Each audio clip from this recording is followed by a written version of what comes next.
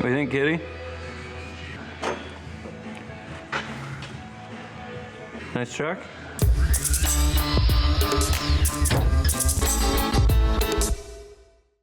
So our Studebaker is coming along very nicely.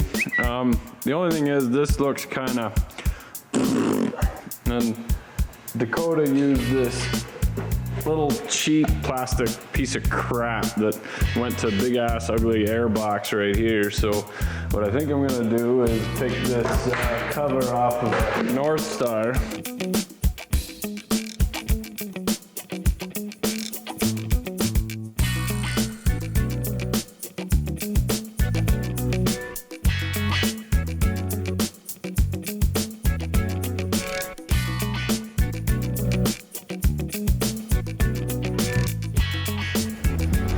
Cleans up the engine bay a lot.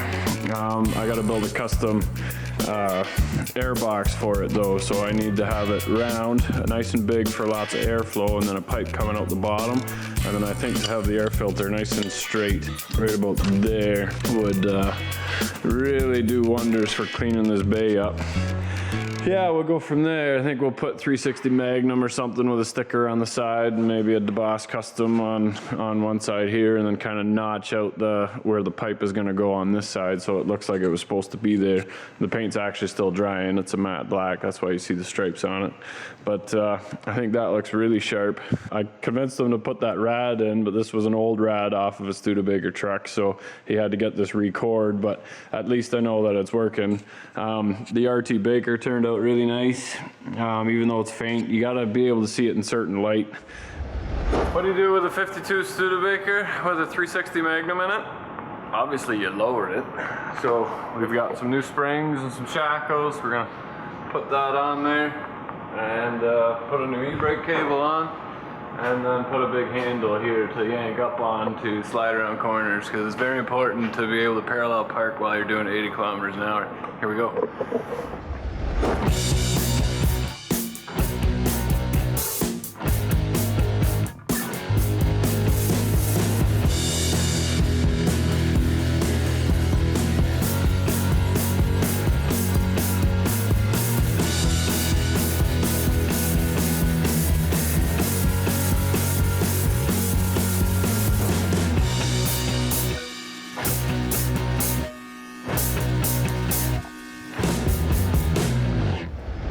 You gotta put the doors on yet. The Dakota box is shorter than the Studebaker box, and I already cut about 12 inches off the front. I think if it was me, I would cut it here and move this plate in, because it's all banged up on the side, on the back here anyway. Looks kind of crusty. Tailgate looks okay. I'm happy with that. And then I think I would still put the original Studebaker front of the box on there. And then as for the sides, like, because the wheel well is cut out, I'm gonna try and convince them to put nice boards in the back, so it's a nice clean look, and then stain them, and we can show you guys how to do that. And then rather than having the fill neck come out here, which I think would look pretty sharp, the problem is that it would have to come through the box anyway, that I think we'll just put it into the box right here, so he's got to fill it up from there. So phone's ringing, so I gotta go. Just take the hinge off this door and put it on that door, he says. It's so simple. Yeah, right. Now try finding a tapered 5/16 fine threaded slotted bolt. Good luck. Now that I have the hinge, I need to hold it onto the door somehow, and there's a nut supposed to be in a cage back here and keep the nut from spinning, and that cage is long gone. So I have these off the Fleet Master, and I counted how many holes I drilled in the fenders there, and I made more holes than I have these brackets. So sorry Ryan, I'm going to use these for the hinges. So I just put the bolt through there and then find the center and then mark it, and just take a drill and just drill top and bottom and knock out what's left of that cage. Just take this bolt out, and I'll put this bolt in, holding it tight up against the back. Then I can take the punch and just fold over the top. It's supposed to go in somehow. There we go. Somebody's already torched this other one rather than drilling it. Wasn't me, I swear.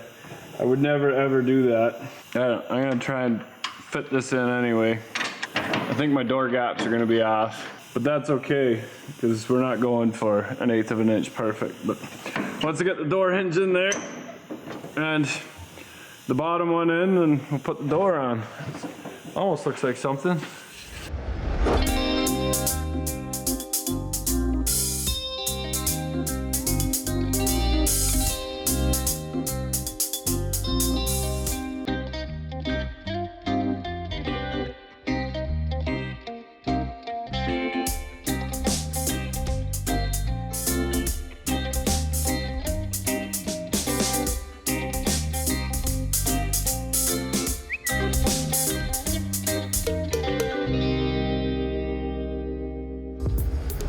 Hey, thanks for watching. Don't forget to like and subscribe. If you love the channel, consider heading over to Patreon. There's a lot of stuff happening there to help support the channel. And remember, if you're not filthy, you're not rich.